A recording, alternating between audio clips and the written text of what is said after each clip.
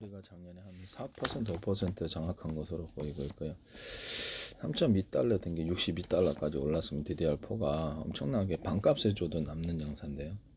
처음으로 흑자를 냈답니다. 낸드플레이 제조사 양측 매물은 2025년 기준 낸드 시장에서 8%에 10% 점유율을 기록했다.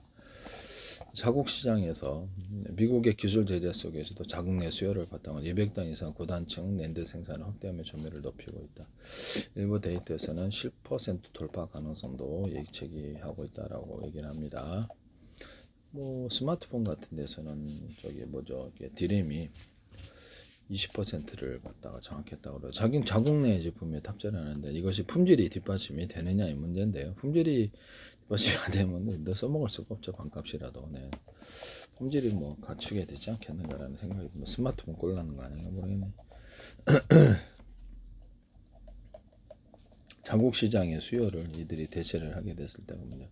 자동차도 옛날에는 중국 시장에서 많이 팔았는데 지금은 전혀 팔지를 못하고 전 세계 자동차를 중국이 60%를 전기차를 썰어버리니 이게 문제가 클 수밖에 없는 거죠. 내연기관차는 중국산에 대해서 전기차 써고 괜찮다 그러면 가격 대비해서 가격이 엄청나게 우월한데 또 디자인도 좋더라고요. 내 색깔도 그렇고 솔직히 객관적으로 얘기를 하자면 그렇습니다.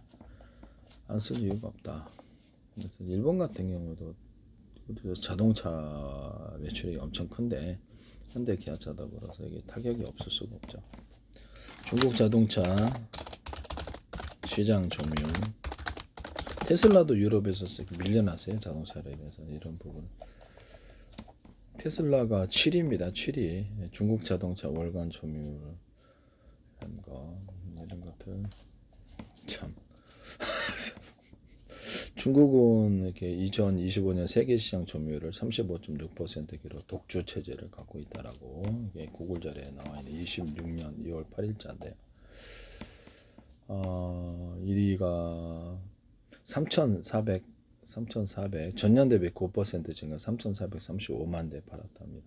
인도가 558만 대, 미국이 1,672만 대, 독일이 316만 대. 그럼 미국도 일본도 타격이 없을 수가 없어요. 독일도 그렇고 일본도. 중국 자동차 금방 차지하는 만큼 수요가 무한정할 수 없기 때문에 그거를 서로 간에 파이를 나눠 가져야 되는 상황이기 때문에요. 그래서 2025년 11월 월간 점유율이 40% 육박하기도 했다. 전기차 중심으로 하고 있고요. BYD가 점유율 5.4% 5위, 지리가 4.6%로 7위, 체리가 3.7% 10위, 전체 순위는 토요타가 10.8%로 1위, 폭스바겐이 8.9%, 현대 기아차가 7.4%, 스텔란티스 오토모빌, GM이 4.6%, 포드 4.4%. 이렇게 되면 미국 차부터 타격을 받게, 미국 차라든지 중국엔 전혀 수출이 안 하는 자기 것을 품질도 갖췄다면 이게 문제가 가전도 그렇죠. 가전도 이게 문제가 커진다고 생각. 가격이 싸니까. 가격이 싸니까. 중국이 지난해 832만 대를 수출한들에서 전년 대비 30% 증가, 3년 연속 세계 자동차 수출국 이렇게 자리를 3년 연속 30% 증가. 총격 써보니까 괜찮으니까 증가하는 거죠. 이거 도저히 못 쓰겠다 그러면 안 쓰겠죠. 전기차를 포함한 신에너지 수출이 343만 대, 70% 폭증. 그러면 832만 대를 수출했으니까 약 500만 대가량은 내연기관차를 수출했네요. 놀랍네요. 그래서 전기차 포함한 신에너지 수출이 343만 대, 70% 폭증. 그러면 500만 대를 내연기관차를 최대 수출 대상국은 러시아를 제치고 1위를 올라서는 멕시코, 중동과 유럽 시장에도 점유율을 빠르게 확장했다. 전기차는 테슬라를 유럽에서 밀어냈습니다. 내년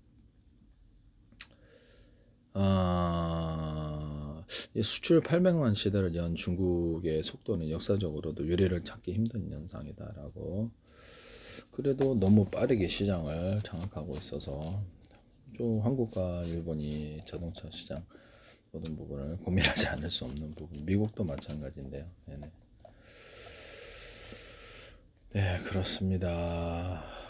중국은 뭐 3천만 대 이상을 갖다가 생산 판매를 하네요. 너무